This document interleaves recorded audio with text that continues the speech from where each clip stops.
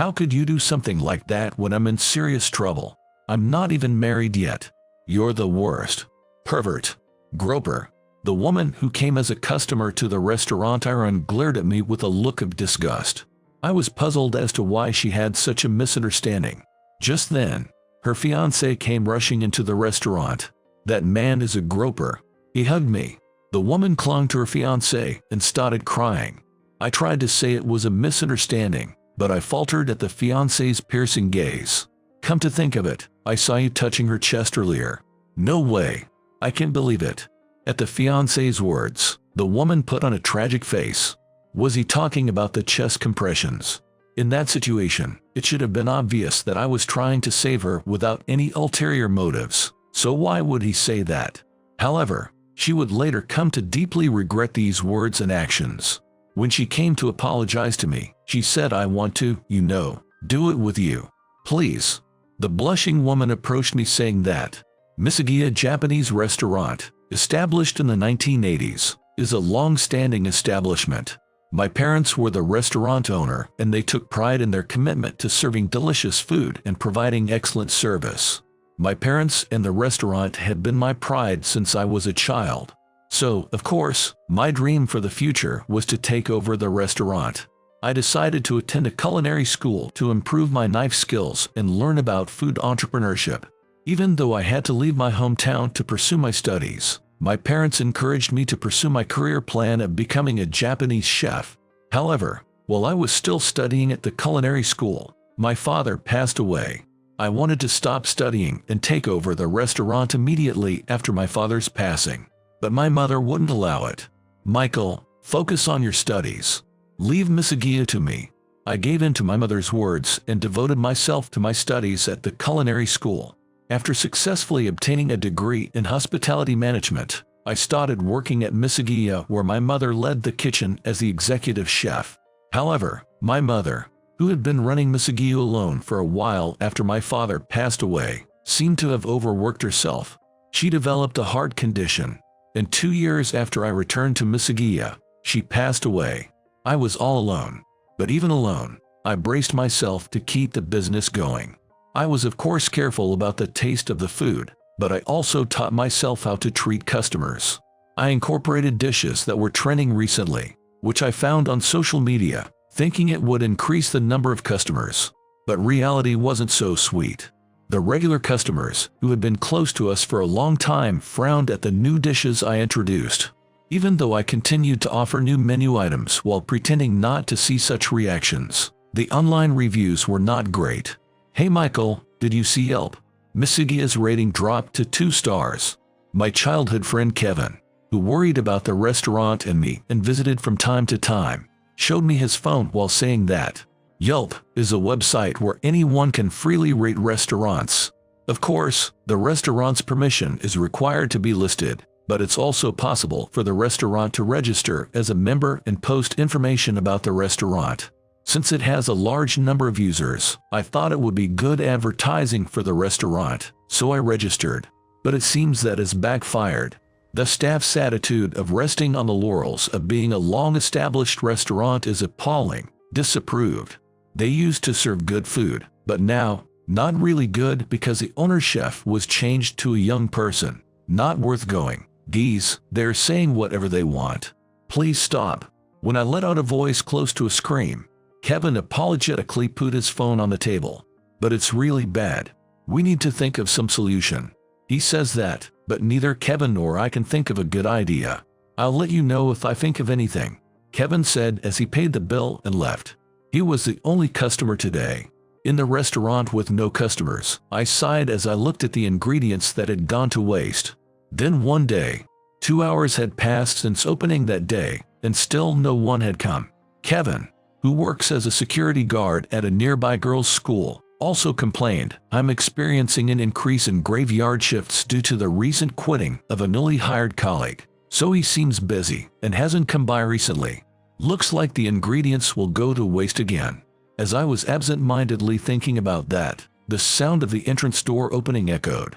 Welcome. My voice unintentionally cracked. Seeing the 2 people who entered, I involuntarily held my breath. They were the very definition of a beautiful couple. The woman, elegantly wearing a white suit, had her well-groomed long, glossy hair in an updo and was surveying the restaurant with her almond-shaped eyes. The man gazing at her from slightly behind with eyes full of affection had the face and demeanor of a noble prince, wearing a black long coat that seemed to have been tailored to make her stand out. "Excuse me, may we order?" Lost in a daze staring at the two, I hurriedly came back to my senses at the man's voice. Before I knew it, the two had taken a seat and opened the menu. "I'm sorry, please go ahead. I'll have this limited-time violet set meal. What about you, Chloe?" "Oh, wait a second. I was going to order the violet set meal. Change yours to something else." "All right. Then the violet set meal for her, and the pine set meal for me." "Understood. Please wait a moment." With my first new customers in a while, I eagerly started cooking. First, I served pickled turnips and sweet vinegar as an appetizer. Then the woman called out to me, "Excuse me, may I ask you something? May I take photos of the restaurant, the food, and you making the food? I also have a few questions I want to ask you." I was completely taken aback by her request. I hadn't anticipated someone would make such a request. "Chloe, you should introduce yourself first." The man, who had a refreshing smile, held out his business card. The woman, who was called Chloe, hurriedly took out that of hers. The business cards had Mitt Miller Publishing House, Editorial Department Manager, Jack and Mitt Miller Publishing House, Cuisine des Pros Magazine Editor-in-Chief, Chloe written on them respectively. I could only give a vague response of "Oh. Mitt Miller Publishing House is one of the top 3 in the industry. I write articles about restaurants with low ratings on Yelp, checking if those ratings are actually accurate. And this time, the restaurant that was chosen is yours. Not bad, right? Seems like you have plenty of free time." Miss Chloe proudly puffed out her chest. Her condescending attitude was irritating. "I'm sorry, I decline." When I said that, Miss Chloe blinked. "Why? If we give a proper evaluation and write that your restaurant is delicious, you'll get lots of customers, you know. Isn't it common sense to make an appointment before coming for something like this? What's the big deal? It's not like you have any other customers anyway. You weren't busy, right?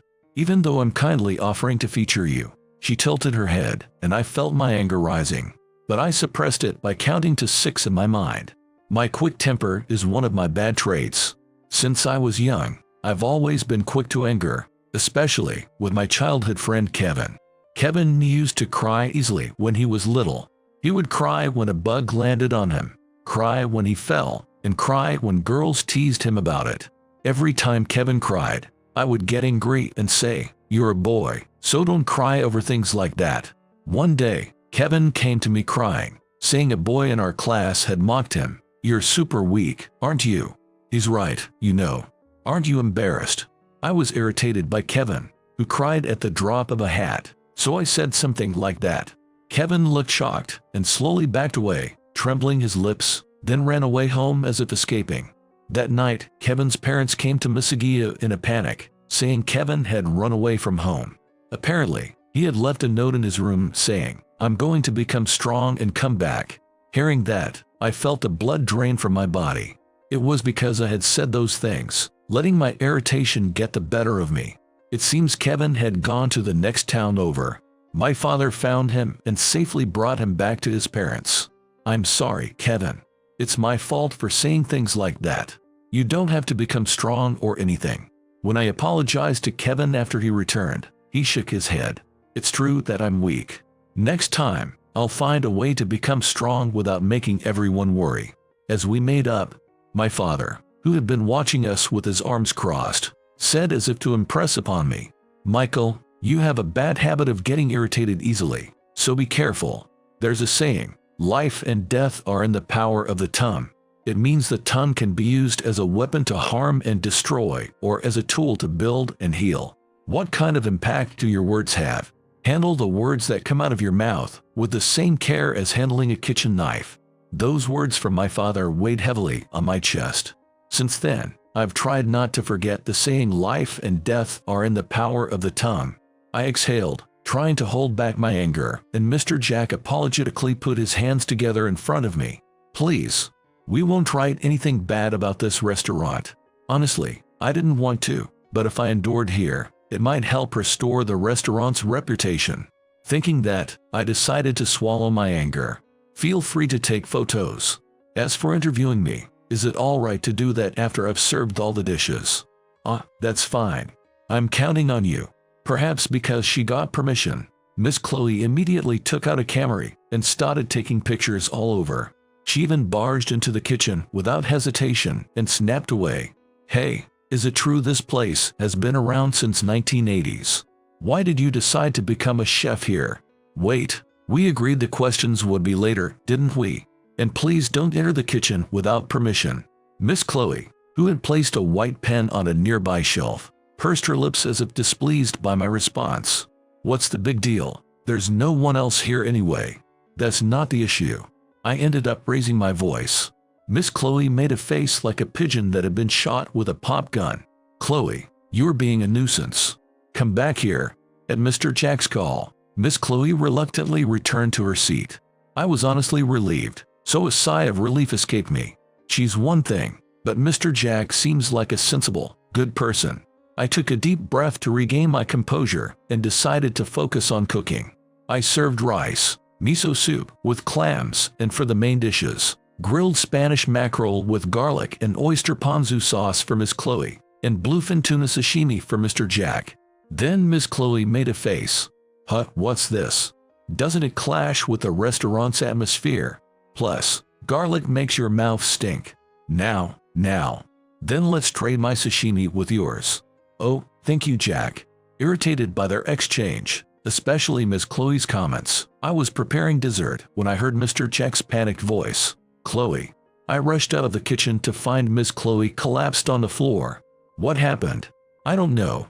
She was eating the sashimi when she suddenly looked like she was in pain. Looking closely, Miss Chloe was making a gesture as if choking herself. This is the choking sign. Many people make this sign when they are in a state of suffocation, which means Miss Chloe had likely choked on the sashimi. I had learned how to handle choking on food in culinary school. Miss Chloe, can you hear me? I called out to her while patting her shoulder, but there was no response. She wasn't coughing and was limp. This is bad, she's unconscious. Mr. Jack, please call an ambulance. And go get the AED from the high school right over there. Okay. At my instructions, Mr. Jack hurriedly took out his phone and started dialing 911. In the meantime, I decided to administer first aid. I placed the heel of one hand on the center of her chest, right between the nipples. Though I could feel something soft against my hands, it wasn't the time to worry about that. Hey, what are you doing? Mr. Jack, who seemed to have finished the call, scolded me with a look of surprise. This is where my patience ran out. I told you to hurry and get the AED, didn't I? At this rate, it'll be too late for her. When I shouted angrily, Mr. Jack left the restaurant looking intimidated. After that, I desperately repeated back blows. Suddenly, Miss Chloe started coughing. Miss Chloe, stay with me. When I encouraged her and patted her shoulder, she responded this time. She was groaning. Ack. It seems she regained consciousness. I stopped the back blow and observed whether she was breathing. I checked her mouth occasionally, but the obstruction didn't seem to have come out yet, and Miss Chloe was struggling. I decided to perform the Heimlich maneuver. I stood behind Miss Chloe, wrapped my arms around her waist as if embracing her, and bent her body forward. I placed my fist below her sternum and put my other hand on top of it. Then I strongly thrust upward into her abdomen. After each thrust, I checked Miss Chloe's condition. After performing the maneuver 3 times, Miss Chloe retched and the piece of sashimi fell out of her mouth. Seeing Miss Chloe taking deep breaths, I felt drained. It seems her life was saved for now, so I felt relieved. But my relief was short-lived. Why are you hugging me? Miss Chloe screamed and elbowed me. It was a perfect hit to my solar plexus, making me groan and double over. How could you do something like that when I'm in serious trouble? I'm not even married yet. You're the worst. Pervert. Groper. Miss Chloe glared at me with a look of disgust. I was puzzled as to why she had such a misunderstanding. Just then, Mr. Jack and Kevin, carrying an AED, came rushing into the restaurant. Kevin was wearing his security guard uniform, so he was probably still in the middle of work. Jack, that man is a groper. He hugged me. Miss Chloe clung to Mr. Jack and started crying. I tried to say it was a misunderstanding, but I faltered at Mr. Jack's piercing gaze. Come to think of it, you were touching Chloe's chest earlier. No way. I can't believe it. At Mr. Jack's words, Miss Chloe put on a tragic face. Was he talking about the chest compressions? In that situation, it should have been obvious that I was trying to save her without any ulterior motives. So why would he say that? But Chloe, I'm glad you're okay. If something happened to you, I wouldn't be able to face your father. It was worth giving you first aid in desperation. So you're the one who saved me, Jack. Looking up at Mr. Jack with an adoring gaze, Miss Chloe blushed. That's completely wrong. I'm the one who saved her. Those words kept swirling around in my head, but I couldn't bring myself to say them out loud. The scene in front of me was so unbelievable that I forgot to even get angry and just stood there in a daze. Chloe, supported by Jack, glared at me with narrowed eyes. I'll press charges against you for sexual assault. I tried to approach her to explain myself, but Jack blocked me. You saw the company name on the business card I gave you earlier, right? She's the daughter of the CEO of Miller Publishing House. So, who do you think would win if this went to court? Jack smirked. Just then, an ambulance arrived and Chloe was taken to the hospital just in case. Jack went with her. Once the sound of the ambulance siren faded away, I collapsed on the spot. Kevin supported me. Hey, what happened? There's no way you'd grope someone. I only helped her. But why did it turn out like this? Like the night sky spreading above, everything was pitch black before my eyes now. Kevin patted my back as if to comfort me. If you really get sued and it goes to court, I'll be a witness for you. I let out a wry smile at him, trying to cheer me up. I appreciated Kevin's words, but honestly, I didn't feel like I could win against the daughter of a major publishing company's CEO. After thinking it over for a few days, I decided to close the restaurant at the end of next month. I hadn't heard from that Chloe person since then, but I didn't want it to seem like I was closing the restaurant because I got sued by her, so I made the decision quickly.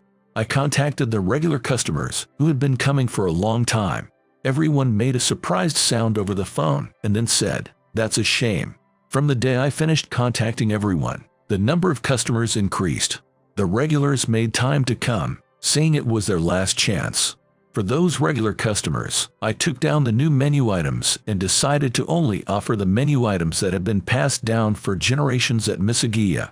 Yes, this is the sharp, refreshing flavor that hits your tongue. This is Misagia's taste. The regulars happily smacked their lips. Then they all looked apologetic, furrowing their brows. I'm sorry for distancing myself from this restaurant. No, I'm the one at fault. I was so fixated on bringing in new customers that I neglected all of you who have been coming here for years. Even though my father and mother cherished you all, it's understandable that you wanted to bring in new customers. Until you close, I'll come by whenever I can. I could barely express my gratitude to the regulars encouraging me like that while trying not to shed tears. I put even more effort into cooking, trying to at least treat them to delicious food. A few days after deciding to close, only the regulars came, but it was still plenty busy. Michael, want me to help with serving the dishes? Kevin poked his head into the kitchen. That would be a big help, but you've been coming a lot lately. Is work okay? Yeah, thanks to a newbie, my shifts went back to normal. I see, that's good. Then please take this to table 8. Yeah. Kevin, who was about to take the tray of food, suddenly looked at a nearby shelf. Michael, this isn't yours, right? What Kevin pointed at was a white pen. I unintentionally made a face. That's the CEO's daughter's. Oh, that. Want me to send it back for you? If I deliver it to Miller Publishing House, it should get back to her. That would be a big help. Honestly, just thinking about it makes my blood boil. Leave it to me. Kevin picked up the pen. Then he tilted his head and said, what is it? No, it's nothing. Kevin, who said something that caught my attention, put the pen in his pocket and went to deliver the food. It was the day marking 1 month until closing. That's when that whirlwind of a CEO's daughter showed up again. That day too, all the seats were filled with regulars. She widened her eyes at the sight. As she hesitated, not knowing where to sit, one of the regulars pointed to a table and said, "Miss, there's an open seat here." She nodded and sat down, glancing at me busily working in the kitchen. To be honest, I wanted her to leave. I don't know the purpose of her visit, but I'm so busy now that I don't have time to deal with her. And as I told Kevin, just thinking about her made me angry, so I didn't want to get involved with her again. But since she already sat down, it couldn't be helped. After serving dishes to the other customers, I went to take her order. Today she wasn't wearing a suit, but a cream-colored cardigan with small white flower embroidery and a fluffy white long skirt. I didn't come to eat today. Then why did you come? If you have business other than dining, please make a proper appointment. You might have thought it would be fine because I was free like last time, but as you can see, I'm busy now. You're an editor-in-chief, right?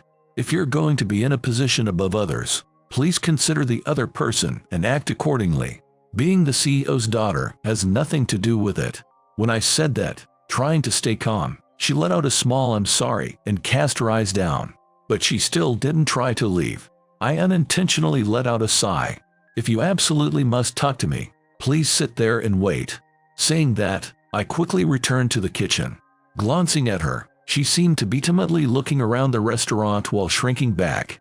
I was making food, delivering it to customers, seating new customers and taking their orders, and while I was busily doing all that, Chloe suddenly came into the kitchen.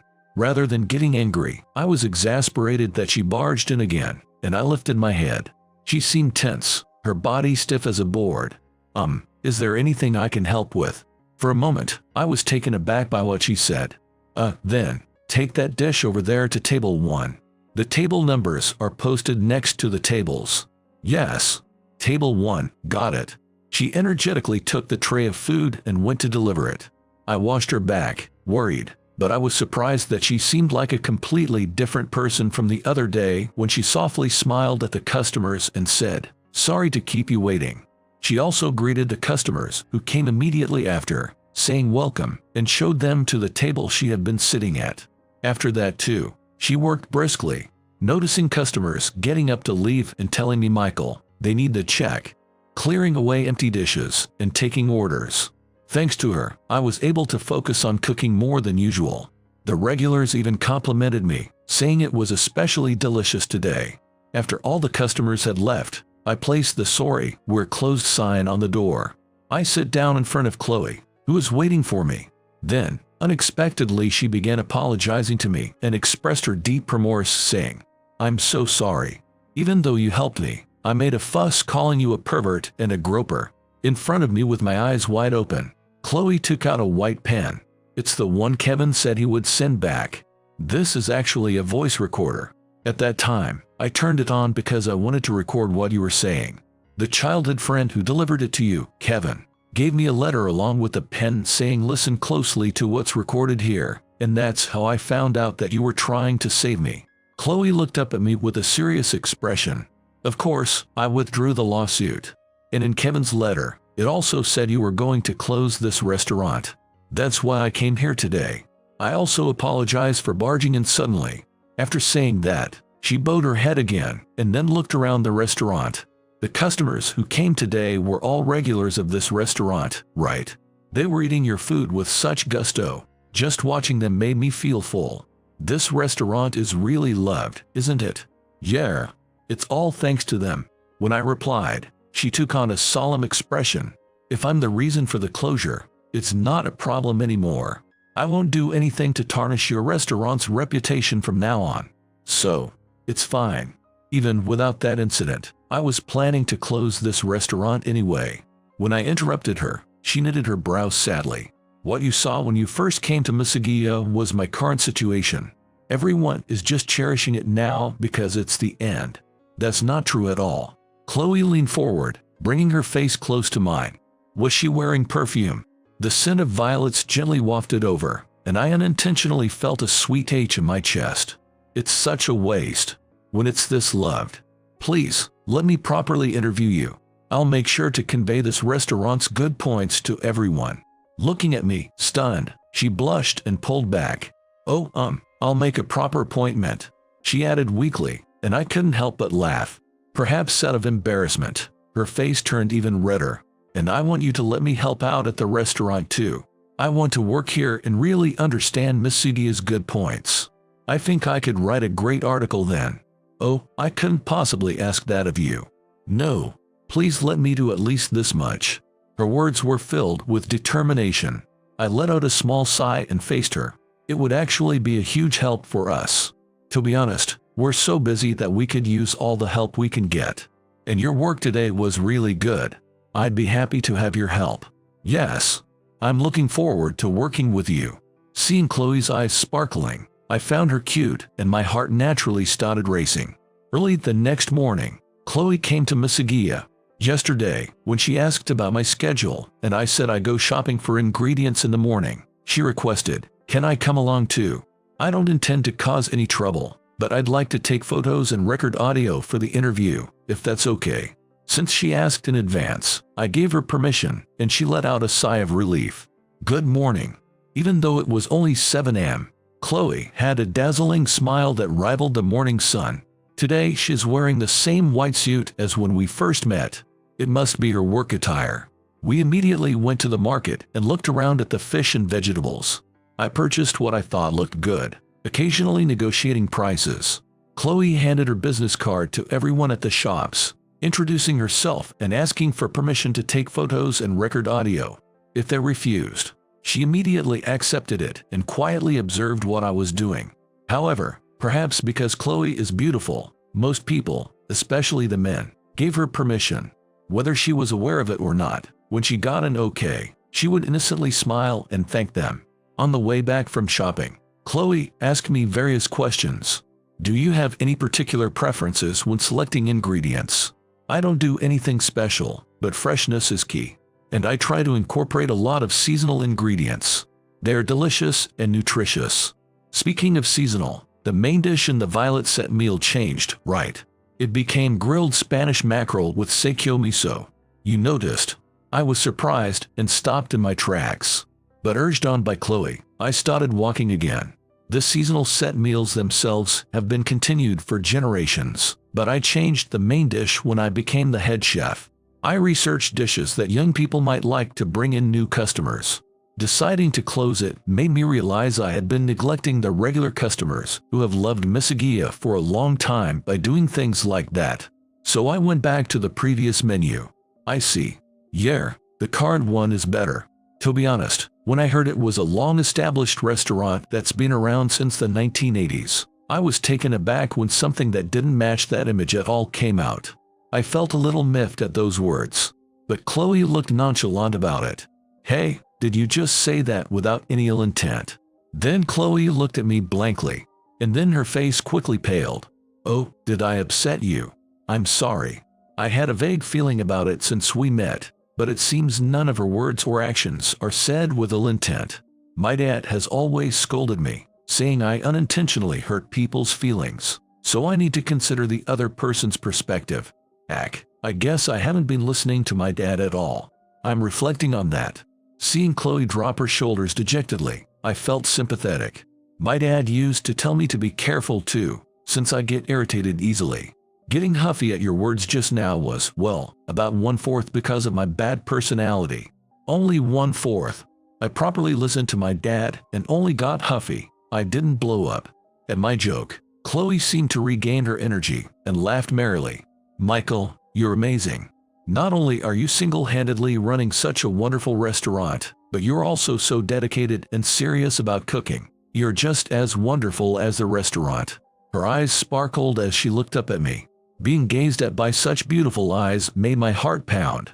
It really would be a waste for a restaurant like that to close down. We need to spread the word more about how great you and Misugiya are. Saying that, she bent her elbows and made fists in a pose as if to say she was fired up. After shopping, Chloe took photos and occasionally asked me questions as I prepared the ingredients. When it was time to open for lunch, Chloe took off her suit jacket, put on the apron I provided, and enthusiastically started serving customers. Seeing her working diligently like a lovely white violet, the customers all had gentle expressions. Michael, when did you get such a nice girlfriend? I ended up handling the checks, as Chloe said money is involved, and I think everyone wants to talk to you, Michael. At that time, some of the regulars would make jokes like that. I turned beet red and denied it, but they wouldn't listen, saying now, no need to be shy. The dinner hours passed in a similar way. and it was time to put away the Norrin curtain. In the restaurant now empty of customers, Chloe sat down in a chair and let out a big sigh. "Good work today." I handed Chloe, looking exhausted, a warm green tea and a sweet rice cake shaped like a dandelion. Chloe gave me a big smile and said thank you.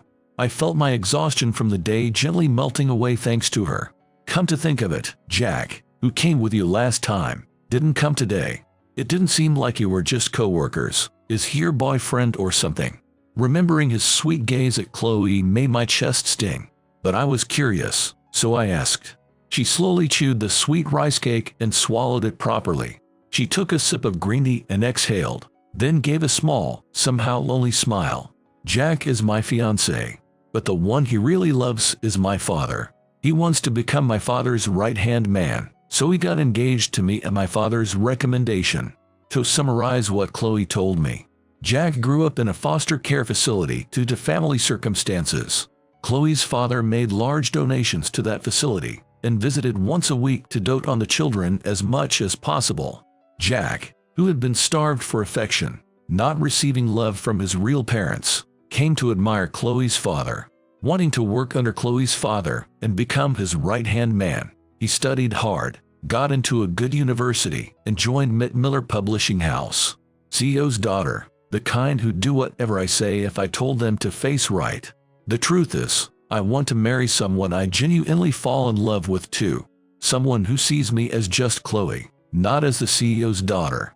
But I'd never met someone like that before, so I thought even if Jack's feelings weren't genuine, he was still better than the others. Chloe rested her chin in her hand and stared off into the distance. As for work, my dream was to become a writer, so I got into Miller Publishing House through my dad's connections. I was gung-ho about it at first, but everyone treated me differently because I'm the CEO's daughter, and even when I became editor-in-chief, my coworkers made snide remarks like must be nice being the CEO's daughter and getting a cushy position through connections. So I started thinking, who cares about work or love? And I've been slacking off a bit lately. Even if I didn't make appointments, once people found out I'm the CEO's daughter at Miller Publishing House, no one said anything, and I was resting on my laurels about that. Still resting her chin in her hand, Chloe stared intently at me. My heart raced and I couldn't look away from her. It had been a long time since I got scolded. It was really embarrassing, but it made me happy that you saw me as an individual, not as the CEO's daughter. So I decided not to give up and to do my best, both in work and in love. Chloe kept gazing at me and softly smiled. That smile felt like it brought the spring breeze to me. Perhaps thanks to Chloe's in-depth coverage, not only regulars but also new customers started visiting Misagia. We got even busier as a result. Due to strong requests from the customers who visited, we decided to cancel the closure. Even now, remembering the delight of the regulars when I told them we weren't closing and how Chloe proudly said it's thanks to my article, makes me happy and brings tears to my eyes. I narrowed my eyes at Kevin, who was watching me hurrying about from a customer seat. "Kevin, help me out, will ya? You helped last time. I'm a customer, you know. And if you need help, look." When Kevin glanced towards the entrance, the door slid open and Chloe appeared. "Good evening. Sorry I'm late. I'll help out now." As she grinned, showing her white teeth, someone shouted, "All right, we've been waiting for you, Chloe." From somewhere, Chloe casually responded, yes, just a moment, and came into the kitchen, washed her hands, and put on an apron. "What should I start with?" "Then take the cherry blossom set meal to table 5. "Okay." Chloe, who had picked up the tray with the braised sea brim with scattered cherry blossom petals, turned back to me and said, "That's right. I broke off my engagement with Jack." Wait, what? Caught off guard, I nearly dropped my knife. "Hey, don't suddenly say stuff like that. Knives need to be handled with care." Sorry. She stuck her tongue out a little. That kind of gesture would have just pissed me off before, but now that I know her well, I find it cute. Jack lied to me, didn't he? That he was the one who saved me. I told my dad about that. I felt a little bad for him though. Apparently, even when he was in the foster care facility, he often lied to make himself look good to people he wanted to be liked by. Well, my dad only dissolved the engagement. It's not like he cut ties with Jack or anything. So don't worry. I'm not worried. It's none of my business who you get engaged to or break it off with. Chloe looked hurt, so I thought, crap. But just then, a customer's voice echoed through the restaurant. Hey, is the food coming or what? Right away, Chloe responded in a bright voice and quickly went to deliver the cherry blossom set meal. I was biting my lip, thinking I'd apologize when she got back, but Chloe returned right away. Chloe, about earlier. As I faltered, not knowing how to apologize, Chloe inched closer to me. Could you put down the knife for just a sec? Since she asked, and I felt a bit guilty about earlier, I did as she said. Fortunately, no orders have come in right now, so there's no urgent cooking to do. I want to work here. Would that be okay? I could make a proper appointment and do an interview. Want me to bring my resume too? Work here? What about being a writer? Wasn't that your dream? I'm thinking of becoming a freelance writer. Then I can do that while being here. I see. No need for an interview or resume.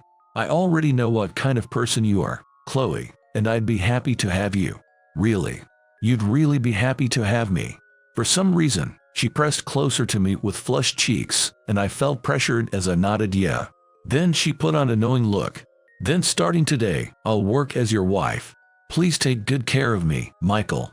What? Wife? No take-backs at this point. I have proof, after all. Saying that, Chloe took the white pen out of her pants pocket and lightly waved it in front of me. Miss Agia has been thriving ever since I welcomed Chloe as my wife. Michael, did you see Yelp? Miss Agia's rating went up to 5 stars. Kevin happily showed his smartphone to me and Chloe.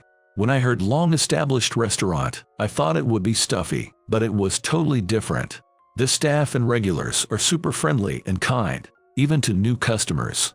Also, the waitress is a total babe. I recommend the seasonal limited time menu. I want to come back every time it changes. Glad I went. Man, the ratings are the complete opposite of before Chloe came. So it's thanks to me. As Kevin spoke wistfully, Chloe puffed out her chest with a triumphant look. Don't get carried away. I lightly admonished her, and she looked bashful. With a single remark from Chloe, we were nearly driven to closure for a time. But thanks to her reflecting on my words, we were able to turn the restaurant around into one that customers choose to visit. I'm also grateful for that situation because it reminded me to cherish the regular customers who have loved Miss Agia for a long time. From now on, I'll be mindful of the words I speak and continue to serve lots of delicious food for the important people close to me. I engraved those feelings anew in my heart.